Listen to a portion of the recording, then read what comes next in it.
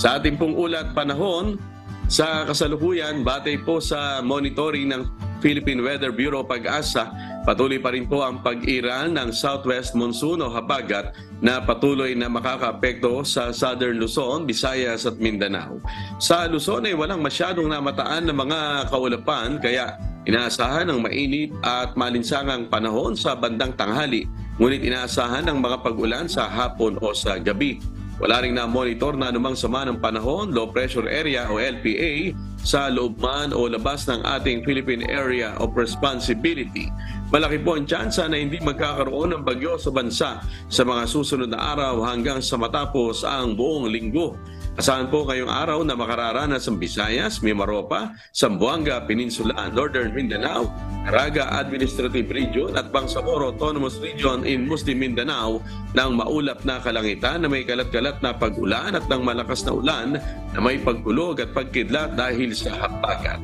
Samantala, makararanas naman ang Metro Manila at nalalabing bahagi ng bansa ng bahagyang maulap hanggang sa maulap na kalangitan na may kalat-kalat na pag-ulan o ng malakas na ulan na may pagkulog at pagkidlat dahil pa rin sa habagat o localized thunderstorms. Ang agwat ng temperatura para po sa Baguio City ay maglalaro mula 17 hanggang 24 degrees Celsius. Sa Metro Manila ay 26 to 32 degrees Celsius, 22 to 30 sa Tagaytay City area.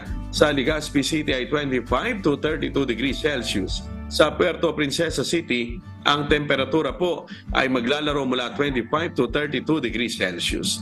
25 to 31 sa Cebu City area at sa Davao City mula 25 hanggang 32 degrees Celsius. Magandang balita dahil po sa kasalukuyan, wala tayong nakataas na gale warning sa anumang baybayin ng bansa. Kaya po ng ating mga kababayang mangingisda, pati na rin ang may mga maliliit na sasakyang pandagat ay malayang makapapalaot sa mga baybayin.